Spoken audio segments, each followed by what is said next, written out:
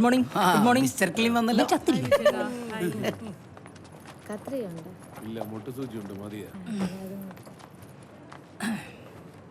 Good morning Chachaji. രതീഷിന് എടുക്കാനുള്ള മനക്കട്ടി എനിക്ക് തരണേ. രാവിലെ ശുഭദിനാണല്ലോ.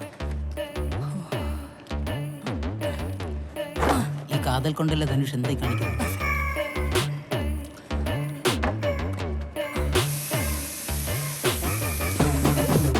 കീടനാശിനി അടിച്ചല്ലോ.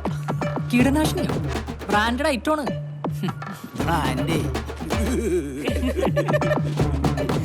റോഡ് സൈഡിൽ നിന്ന് 15 രൂപയുടെ ജില്ലാ ലംഘടി ഷഡ്ഡി വാങ്ങിയിടുന്ന നിനക്ക് ഇതൊന്നും പറഞ്ഞാൽ മനസ്സിലാവില്ല രതീഷ്. ഈ മാസത്തെ ചിട്ടി പൈസ ഇതുവരെ കിട്ടിയില്ലേ? അവ ഇതുവരെ മുടക്കിയിട്ടില്ല. അവൻ മുടക്കൂല, കാരണം അവ ഒറ്റത്തടിയാണ്. എനിക്ക് പ്രാരാബ്ദങ്ങളുണ്ട്. ഒരു മാസം കണക്കെല്ലാം കൂടി കൂട്ടി എത്തിക്കണം എങ്ങനെയാണെന്ന് എനിക്കറിയാം. പ്ലാനിംഗ് ഓഫീസിലാ ജോലി എന്നുള്ള പേര് മാത്രമേ ഉള്ളൂ. ഇവിടെ ഒരുത്തന്റെയും ജീവിതത്തിൽ ഒരു പ്ലാനും ഇല്ല. വിനോദിന്റെ കയ്യിൽ നിന്ന് കാശ് കടം വാങ്ങണം, അതല്ലേ നിന്റെ പ്ലാൻ? ആ പ്ലാൻ സക്സസാ. എന്റെ ജീവിതത്തിൽ ഒരു പ്ലാനേ ഉള്ളൂ. ആ പ്ലാൻ എന്തായാലും ഇവിടെ സാങ്ഷൻ ആണെന്ന് വിചാരിക്കണ്ട. മാറില്ല, എനിക്കിട്ടുള്ളൂ. സാറേ ചായ. അമലേ, നമ്മുടെ വിനോദിനോട് ഒന്നും ഇങ്ങോട്ട് വരാൻ പറ. സാറേ ചായ. ഇങ്ങേരു ഡ്യൂട്ടിയിലാണല്ലോ. സാറേ ചായ.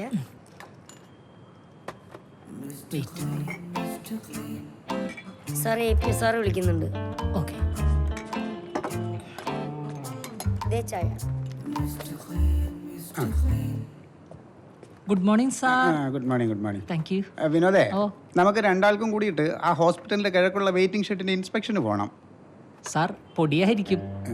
ചായലല്ല, അവിടെ പൊടിയായിരിക്കും. ഇവരെ പറഞ്ഞു വിട്ടാ പോരെ? അത് പോരെ വിനോദേ, നമ്മുടെ കണ്ണ് ചെല്ലേണ്ടത് നമ്മുടെ കണ്ണ് തന്നെ ചെല്ലണം. നമ്മളൊക്കെ സർക്കാരിന്റെ മക്കളല്ലേ. സാർ, എൻ്റെ അച്ഛൻ്റെ പേര് പ്രശാന്തൻ എന്നാണ്. എന്റെ അച്ഛന്റെ പേര് സർക്കാർ എന്നല്ല. ഓഹോ, എന്തെങ്കിലും ഒരു എക്സാമ്പിൾ പറഞ്ഞാൽ അതിൽ കയറി തൂങ്ങിക്കോളണം. My mistake. പോകാനുള്ള കാര്യങ്ങൾ ചെയ്യും. Good morning sir. രാവിലെ തന്നെ മനുഷ്യൻ പണിയരാൻ വേണ്ടി.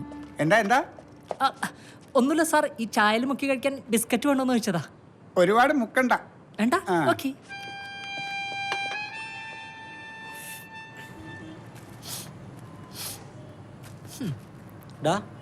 നിന്റെ ചേട്ടന്റെ റീൽ വന്നിട്ടുണ്ടല്ലോ, കണ്ടില്ലേ? ദൈവമേ, ലൈക്ക് അടിക്കട്ടെ. നീ മാറ്റിയ ഫോൺ. ദുബായിൽ മര്യാദക്ക് AC മെക്കാനിക്കിന്റെ ജോലി ചെയ്തിരുന്ന ആളാണ്. റീലായിട്ട് ഇപ്പൊ ഇറങ്ങിയൊക്കെയാണ്. ഫോണില്ലെന്ന് തിരിച്ച് വൈറലാവാൻ ഒരു യോഗം വേണേ, അതില്ല അയാൾക്ക്.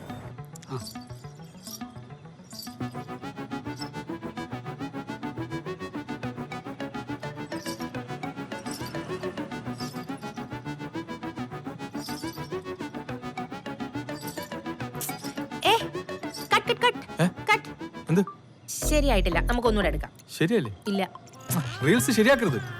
റീൽസ് ശരിയാക്കി പ്രൊഫഷണൽ നമ്മൾ സിനിമ നടന്നായി പോകും. നമുക്കൊന്നുകൂടെ എടുക്കാം.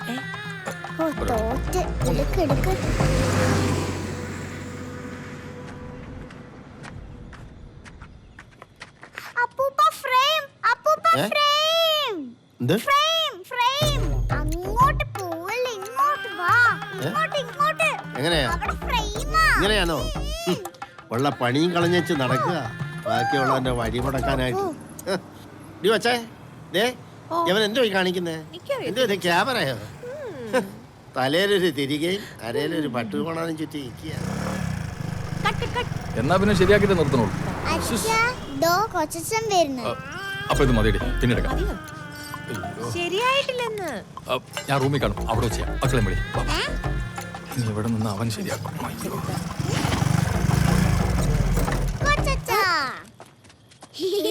എന്താടാ ചിരിക്കുന്നേ? ഒന്നുമില്ലേ? അപ്പൊ എന്തുണ്ടല്ലോ? അച്ഛന് കൊച്ചച്ഛനെ പേടിയല്ലേ? അപ്പൊ നിനക്ക് എന്നെ പേടിയില്ലേ? എനിക്ക് പേടിയില്ല, നമ്മുടെ ടീമല്ലേ. ആ, കൊച്ചച്ഛ അച്ഛനെ അഭിനയിക്കാൻ അറിയത്തില്ല. ആ സത്യം നിനക്ക് മനസ്സിലായി, എന്നിട്ട് അയാൾക്ക് മനസ്സിലായിട്ടില്ല. ഇന്നെന്താ കൊണ്ടുവന്നേക്കുന്നേ? ഇന്നൊരു സ്പെഷ്യൽ സാധനമാണ്. വാ തരാം. എന്റെ നടു.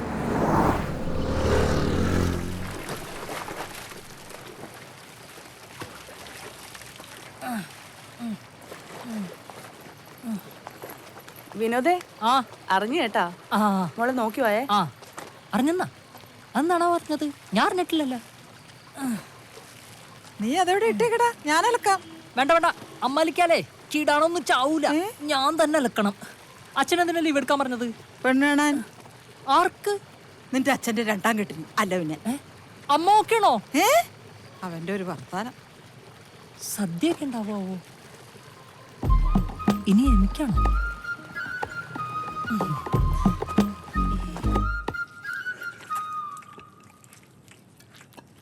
കേട്ടോടാ, ആ പെണ്ണിൻ്റെ അച്ഛൻ്റെ ഫോൺ വന്നിരുന്നു. പെണ്ണ് കാണാൻ വേണ്ടി സാമ്പ്രാണിക്കുടി ചെല്ലാൻ പറഞ്ഞു. എന്ത് കൊടിയില്? സാമ്പ്രാണിക്കുടിയിൽ വീട്ടിൽ വെച്ച് കണ്ടാ പോരെ? നാളും പേരും മാത്രം നോക്കി കല്യാണം കഴിച്ചതാണ്ട് ഇതുപോലെ ഇരിക്കും. എനിക്കെന്താ ഒരു കുറവ്? കുറവല്ലടാ, നിനക്ക് ഇത്തിരി കൂടുതലാ. എന്നാലും അവൾ എന്തിനാണോ സാമ്പ്രാണിക്കുടിയിൽ വരാൻ പറഞ്ഞത്? വെള്ളത്തിൽ പോയി ചാടാനല്ലോ നിന്നോട് പറഞ്ഞത്, പെണ്ണിനെ കാണാനല്ലേ. നീ പോയി കാണടാ. എടാ ഒരു 10-11 മണിയാവുമ്പോതാ ഇവനെയും കൊണ്ട് അങ്ങോട്ട് ചെല്ല്. ഈ അണ്ണനെ കൊണ്ട് പോവാനോ?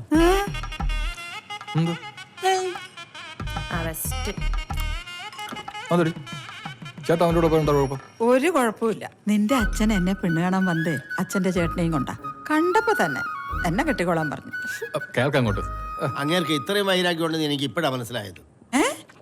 അച്ഛാ, എന്താ വല്യച്ഛന്റെ മരണം ഒരു സ്വാഭാവിക മരണം തന്നെയാണോ? I have some doubts, tell me.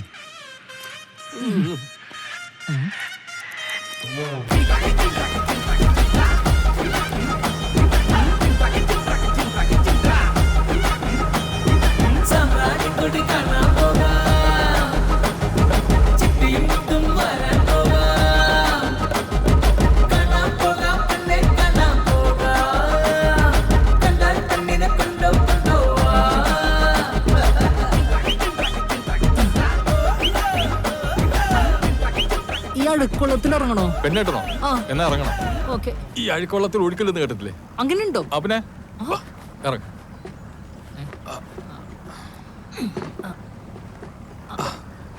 എന്താ? അല്ല, അവിടെ വരെ ലിഫ്റ്റ്. എനിക്ക് ലിഫ്റ്റ് എന്നാലെന്താ? തോർത്തെടുത്ത് ഇറങ്ങിയാ മതിയായിരുന്നു.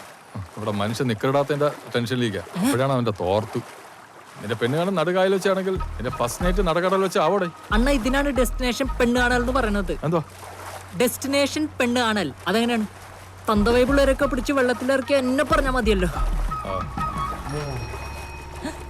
നീ അവളെ വിളി. ഹായ് രജിത.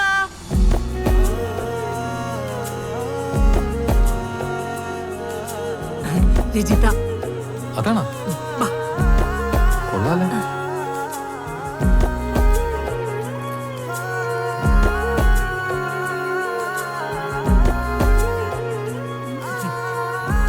ചോദിക്കുന്നോണ്ടൊന്നും തോന്നരുത്. എന്താണ് ഈ വെള്ളത്തിൽ വെച്ചൊരു പെണ്ണ് കാണൽ? ഈ ചായ കൊണ്ടുവരുന്നൊക്കെ ഭയങ്കര ക്ലീശയല്ലേ? ആ, പിന്നെ നാണിക്കവും വേണം. എനിക്കാണെങ്കിൽ നാണൊന്നും വരില്ല. എനിക്കങ്ങനെ നാണമൊന്നുമില്ല. ഐ മീൻ ജനറലി ഞാനും അങ്ങനെ നാണിച്ചിക്കണ ഒരാളൊന്നുമല്ല. എനിക്ക് നാണം വരുന്നു. രജിത ഒരു ദിവസം എത്ര നേരം കുളിക്കും പറയൂ? ഞാനൊരു 2 നേരം കുളിക്കും, ചില ദിവസങ്ങളിൽ 3 നേരം കുളിക്കും. അതേ ദിവസം? അല്ല, ഈ മരണത്തിനൊക്കെ പോയി കുളിക്കേണ്ട അമ്മ വീട്ടിൽ കയറ്റില്ല. അത് നല്ലതാ, അത് നല്ലതാ. അതെ, പ്ലാനിങ് ഓഫീസിലല്ലേ? അതെ. അവിടെ എന്താ പ്ലാൻ ചെയ്യണേ? അവിടെ ആക്ച്വലി ഞങ്ങൾ ഇന്നലെ ടൂർ പ്ലാൻ ചെയ്തിരുന്നു. പിന്നെ സാറിന്റെ ബർത്ത്ഡേ പാർട്ടി. പിന്നെ അതല്ല, ഗവൺമെന്റ് ഓഫീസിലെ വർക്ക് ചെയ്യണമെന്നറിയാം, പക്ഷെ എന്താ ജോലി എന്നറിയില്ല.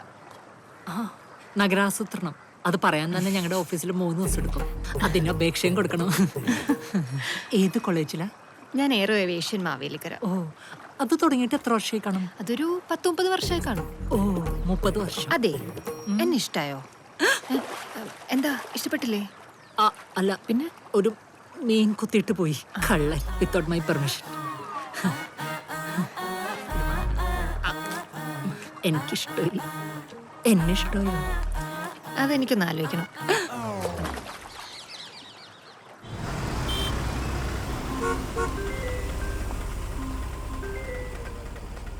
ഹലോ. ഹലോ, വിനോദല്ലേ? ഞാൻ രജിതയാ. പറ. ഇന്നലെ ചോദിച്ച 2ാമത്തേന്റെ ഉത്തരം. ഞാൻ ആദ്യം ഇച്ചിരി ചാടിയിട്ടതാ, തോന്നി. പക്ഷേ എനിക്കിഷ്ടാട്ടോ. റിയലി? സത്യം. എന്നാ ഞാനൊരു സത്യം പറയട്ടെ. ഇന്നലെ സാമ്പ്രാണിക്കുടിയിലെ മീനുകൾ എന്റെ കാതിൽ മന്ത്രിച്ചു. എന്ത്? ഷിജിതിക്ക് എന്നെ ഇഷ്ടമാണെന്ന്. പോടുന്നു. ചാടക്കാരി, എന്തോ? I love you. I love you too.